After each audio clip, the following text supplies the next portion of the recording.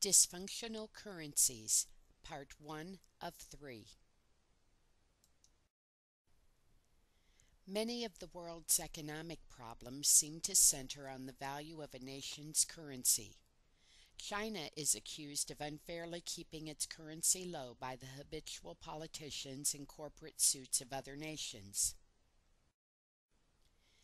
In showing how the world's monetary system is dysfunctional, one can arrive at the nature of a new functional currency based on the problem-solving value of the nation as a whole. The proposed currency system is based on the time value of each higher economic unit: individual, family, community, state, nation, and world. As timistic units, we are either part of the solution or part of the problem. That is, we are either time creators or time cancers. The proposed currency is the life hour.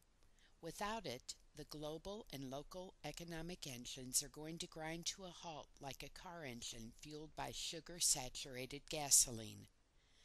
Our sweet-talking habitual politicians, tenured economists, and pulpit Pied Pipers are killing our future with their lies, falsehoods, and promises. As the whole is greater than the sum of its parts, Mother Nature, God's accountant on earth, is showing that the economic whole is worse than the sum of our failures. A dysfunctional currency is one that allows one to steal the time of another, like a robber stealing the weekly pay of a worker. Stolen pay is not funny paper with funny numbers, but the work time symbolized by pay. Increasingly clear to more and more people, as marked by the failure of national financial institutions, the tenured economists and masters of bankrupting anyone, MBAs, have used new financial instruments to cancerize the savings, pensions, and jobs of workers.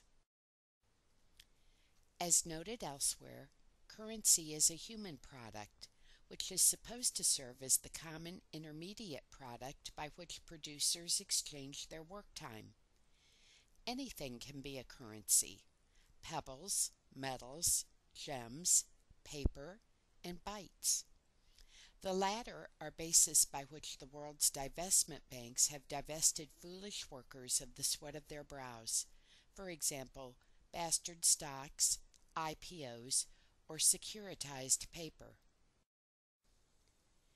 If all the legal, decapitalistic theft on the Wall Streets of the world was ended, humanity would still suffer from the theft of dysfunctional national public currencies, which are the intellectual rationale for wielders of international private currencies.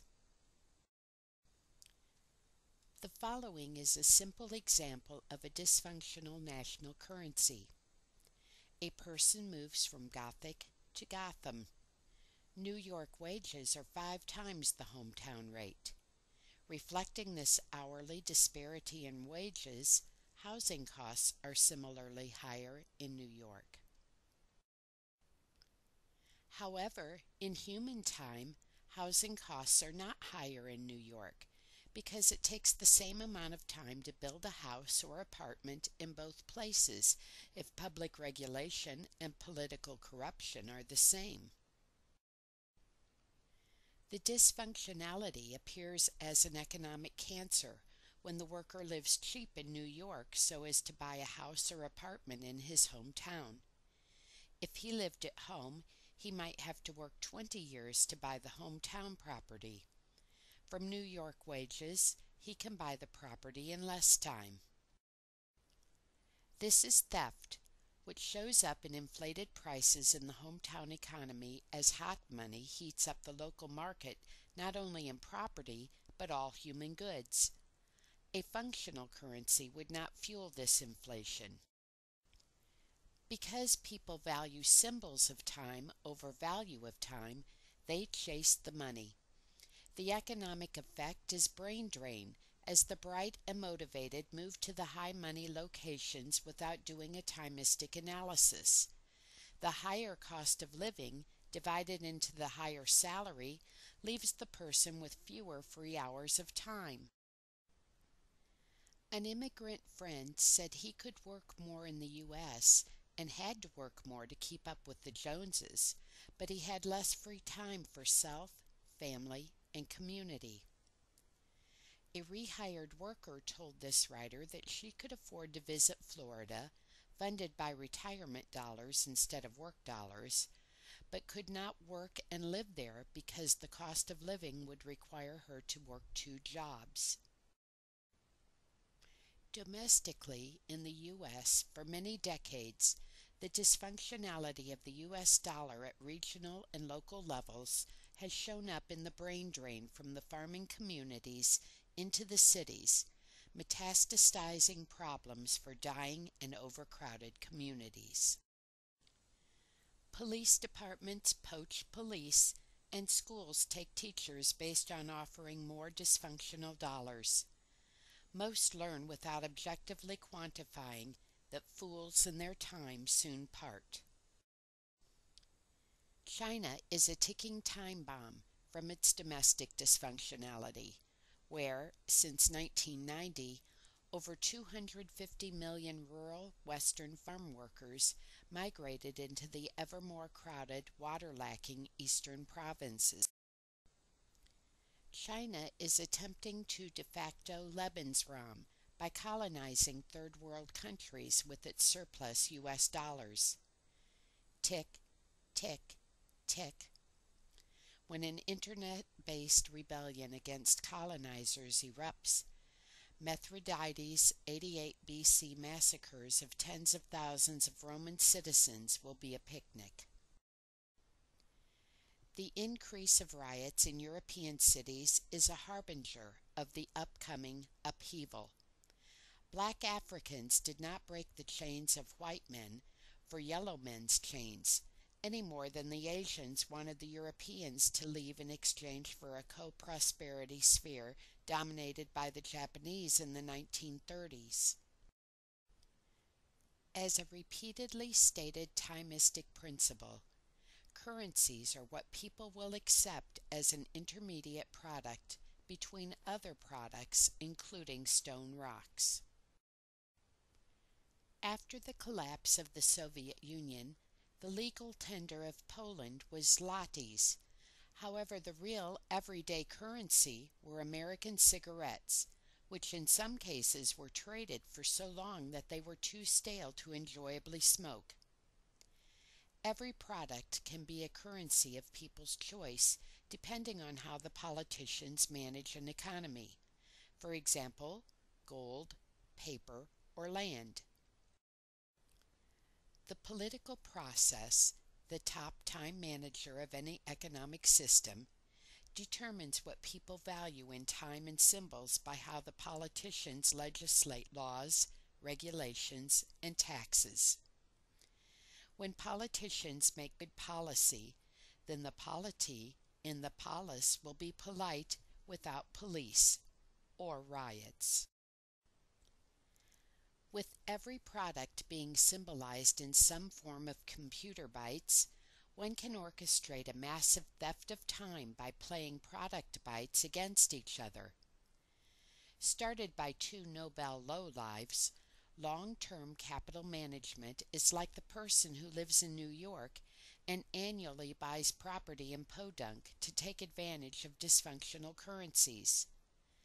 LTCM, however, uses supercomputers to find dysfunctional disparities of pennies in microseconds.